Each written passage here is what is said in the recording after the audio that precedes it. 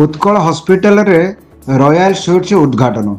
ओडिशार प्रमुख multi speciality चिकित्सा संस्था उत्कल हॉस्पिटल विश्व स्वास्थ्य दिवस अवसर में तांकर अद्वितीय एवं आधुनिक विश्वस्तरीय रॉयल सुइट्स उद्घाटन करी गर्व अनुभव करिछि। एही कार्यक्रम रे ओडिशा राज्य सरकार आईन कार्य एवं अबकारी विभाग मंत्री श्री पृथ्वीराज हरिचंदन जोगदे उद्घाटन करिसेंति। यह ओडिशार प्रथम थर पर एपरि उन्नत और सुविधायुक्त चिकित्सा सेवा उपलब्ध करा जायछि।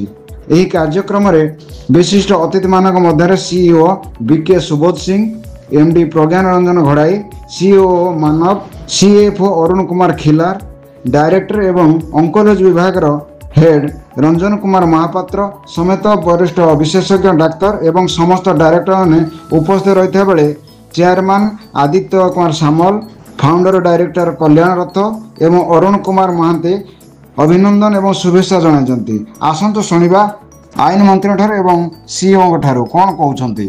আজি वर्ल्ड हेल्थ डे गोटे भल दिन उत्कल हॉस्पिटल तांकर तो एटी तांकर residential suites and other VIP suites गुड़िक तार प्रीमियम स्वीट्स गुड़ाक तार उद्घाटन आज करैछन्ति।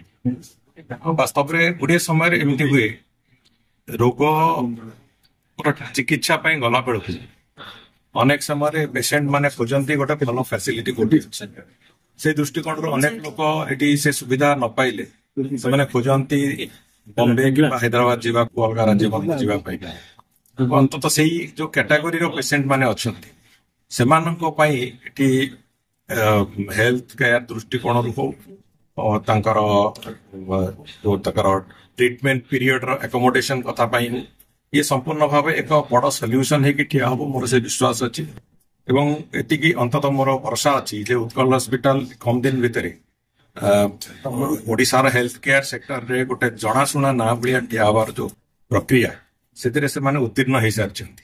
तेणु आगु को आहुरी लंबा रास्ता अछि निश्चित भाव में ओडिशा हेल्थ केयर सेक्टर रे गोटे नंबर 1 नंबर 2 हॉस्पिटल है कि सबुदिन परिचिति तैयारी करवा जो लंबा दौड़ से रास्ता रे उत्कल हॉस्पिटल भी चलवा आरंभ करिछि एवं मु भाबुछि नुआ टेक्नोलॉजी अडॉप्ट करवा नुआ ट्रीटमेंट प्रोटोकॉल्स अडॉप्ट करवा एसबू करी बहुत शीघ्र उत्कल हॉस्पिटल एक सर्वभारतीय स्तर रे एक जनाशुना ना है कि ठिया हो एतिकी मोर आशा अछि। मु भाबुछि प्रभु श्री जगन्नाथ को पाखरे प्रार्थना मोर जे महाप्रभु आशीर्वाद करंतु से शक्ति दियंतु से काम को आगे बढ़ाओ। से प्रक्रिया आरंभ होइछि मुख्यमंत्री रिलीफ फंड रु विभिन्न समय जो कैंसर पेशेंट हुंतु विभिन्न जो ट्रांसप्लांटेशन पेशेंट्स हुंतु कि अधिक खर्च होउछि सेतिरे सेमाने जेतेबेले आवेदन करूछंती तुरंत सेमानंको उद्देश्य रे तार जो एक्सपेंडिचर मोर देन 50% पैसा मुख्यमंत्री रिलीफ फंड रु दबा भलिया एक प्रक्रिया आरंभ होइछि এবং সেতরে বিভিন্ন লোক এবে বি ক্যান্সার পেশেন্ট হতো কিডনি ট্রান্সপ্লান্টেশন পেশেন্ট হতো মানে অলরেডি সেতরু পয়সা পাইবা গত 4-5 মাস ধরিকি পাইবা ବି ପ୍ରକ୍ରିୟା ଆରମ୍ଭ ହୋଇସାରିଛି ଏବଂ ସେମାନେ ପାଇଛନ୍ତି।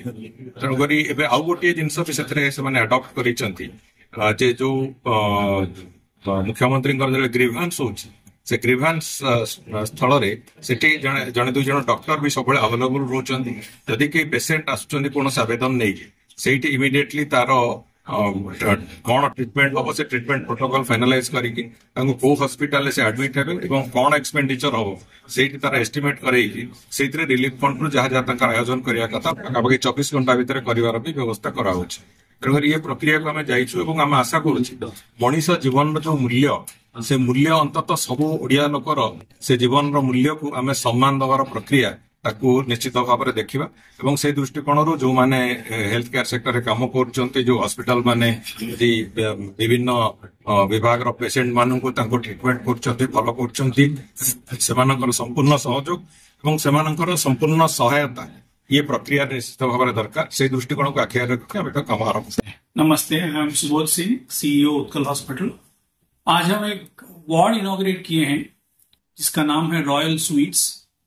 तो एक डेडिकेटेड 16 बेड वार्ड है ये, जिसमें डिलक्स रूम और स्वीट रूम कैटेगरी के रूम्स हैं, जिससे कि पेशेंट को फर्दर प्राइवेसी और पर्सनलाइज्ड केयर मिलेगा। मेडिकल और नर्सिंग केयर जो हॉस्पिटल में मिल रहा है सेम मिलेगा, ऐसा कुछ कम ज्यादा नहीं होगा। मगर जो सर्विस है, जो एम्बियंस है, एनवायरनमेंट है, जो पर्सनलाइज केयर, उस तरह का सब तरह के मेडिकल स्पेशलिटीज को मिलेगा। Mother and child, cardiology, orthopaedics, oncology, जो सर्विसेज हॉस्पिटल में बाकी वार्ड्स और बाकी रूम्स में जो मिल रहे हैं, सब यहाँ पर भी उपलब्ध होंगे। डेडिकेटेड डॉक्टर, नर्स इस वार्ड में पर्सनलाइज केयर के लिए पूरी सपोर्ट देंगे। उड़ीसा में पहली बार इस तरह का वार्ड ओपन हुआ है। उत्कल हॉस्पिटल में भी पहली बार ऐसा हुआ है। उड़ीसा में भी पहली बार एक अलग ward for personalise care and deluxe room अलग से खुला है। और उसका चार्ज कितना आ सकता है? पर डे पर पेशेंट का एक रूम का पर डे चार्ज 15,000 रुपए रहेगा यहाँ पर।